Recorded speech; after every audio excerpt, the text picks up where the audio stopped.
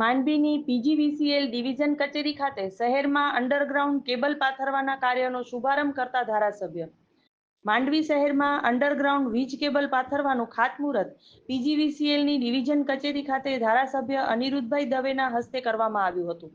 માંડવી શહેરમાં વીજ વિક્ષેપનું નિરાકરણ લાવવા અને વિદ્યુત પુરવઠો વધુ સઘન રીતે વહન કરી શકાય તે હેતુસર શહેરમાં અંડરગ્રાઉન્ડ વીજ કેબલ પાથરવામાં આવશે અને આવનારા દિવસોમાં માંડવી મુન્દ્રાના બાકી વિસ્તારોમાં પણ અંડરગ્રાઉન્ડ વીજ કેબલ પથરાશે.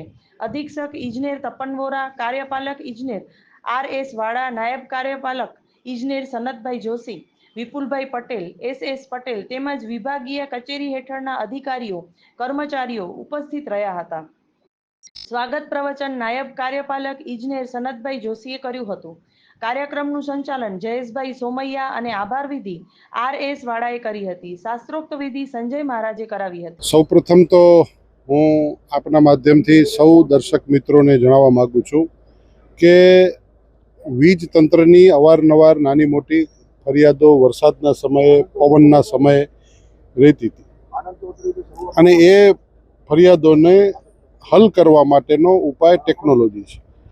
અને ટેકનોલોજીનો જે ઉપાય છે તો ટેકનોલોજી દેશના વડાપ્રધાન માનનીય નરેન્દ્રભાઈ મોદી સાહેબ અને ગુજરાતના મુખ્યમંત્રી આદરણીય ભૂપેન્દ્રભાઈ પટેલ સાહેબની ડબલ એન્જિનની સરકાર તમામ આમૂલચૂલ વહીવટમાં પરિવર્તનો કરી રહી છે. તમને બધાને ખ્યાલ છે કે હવે વીજળીના બિલો પણ ઓનલાઈન ઘરે બેઠા ફોન મારફતે પણ ભરાઈ જાય છે. આ ડિજિટલાઇઝેશનમાં ટેકનોલોજીનો ઉપયોગ છે. એ જ પ્રકારે હવે આ સેવા પૂરી પાડવા માટે પણ ટેકનોલોજીના ઉપયોગ સાથે અંડરગ્રાઉન્ડ વાયરિંગ, જે કોઈ ઝાડ પડી જાય, કોઈ અચાનક ઓલું થવાને કારણે ટ્રાન્સફોર્મરો ઉડી જતા, તો એને કારણે આ મુશ્કેલી થતી, એને આખો એરિયા રસ્તો બંધ થતો. તો માંડવી શહેર અને મુન્દ્રા શહેર પ્રારંભિક તબક્કામાં આ બંને શહેરોમાં, મુન્દ્રામાં પણ હવે થોડા સમય પછી શરૂ થશે, અહીંયા પણ માંડવી શહેરમાં આ વીજ વિભાગ દ્વારા અંડરગ્રાઉન્ડ વાયરિંગનું કામકાજનો આજે પ્રારંભ કરવામાં આવ્યો છે. પ્રારંભિક તબક્કામાં માંડવી શહેર છે ટોટલ 5 ફીડરમાં છે, એમાં 2 ફીડરમાં કામ થશે અને ત્યાર પછી બીજા તબક્કામાં 3 ફીડર, એમ તમામે તમામ 5 ફીડરમાં આખું માંડવી શહેર કે જે મુખ્ય જગ્યાએથી કરી અને ટ્રાન્સફોર્મર સુધીનું એ અંડરગ્રાઉન્ડ થશે. ટ્રાન્સફોર્મર પછી જે ઉપભોક્તા છે એ ઉપભોક્તાના સુધી જતું હોય છે એ વાયરિંગ રહેશે, પણ એનો પણ ક્રમશઃ આવનારા દિવસોમાં ભવિષ્યમાં થશે. પરંતુ અત્યારે ગુજરાતના માનનીય મુખ્યમંત્રી ભૂપેન્દ્રભાઈ પટેલ સાહેબના નેતૃત્વવાળી ભારતીય જનતા પાર્ટીની સરકારમાં વીજ વિભાગ દ્વારા માંડવી વિધાનસભા મત વિસ્તારની અંદર ટોટલ 78 કરોડ રૂપિયાની જોગવાઈ થઈ છે.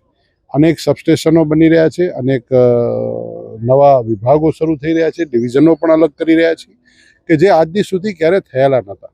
તો એ બધા વિષયોમાં હવે લોકોની સુખાકારીમાં વધારો થાય, જનતાને આ વીજ વિક્ષેપોથી બચાવ થાય એ માટે આ અંડરગ્રાઉન્ડ લાઇનિંગનું કામનો આજે પ્રારંભ કરવામાં આવ્યો. પરમ પૂજ્ય શ્રી નારાયણ સ્વામી પ્રેરિત અન્નક્ષેત્ર અને ગૌશાળા ટ્રસ્ટ આયોજિત પરમ પૂજ્ય બ્રહ્મલીન નારાયણ સ્વામીની 25મી રજત નિર્વાણ તિથિ નિમિત્તે શ્રીમદ દિવ્ય ભાગવત કથા અને ભવ્ય સંતવાણીનું આયોજન કરવામાં આવ્યું છે.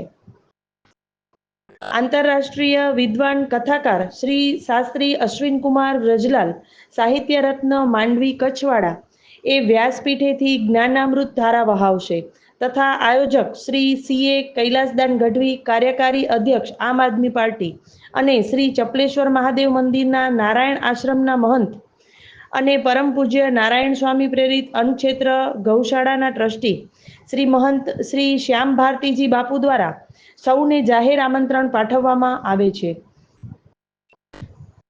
કથા પ્રારંભ તારીખ 9/9/2025 અને કથા શ્રવણનો સમય સવારે 9:15 થી 12:15, બપોરે 3:15 થી 6:15 રહેશે તથા કથા વિરામની તારીખ 15/9/2025 રહેશે. કથાનું સ્થળ RSS શાખા ગ્રાઉન્ડ, બાબાવાડી, માંડવી, કચ્છ.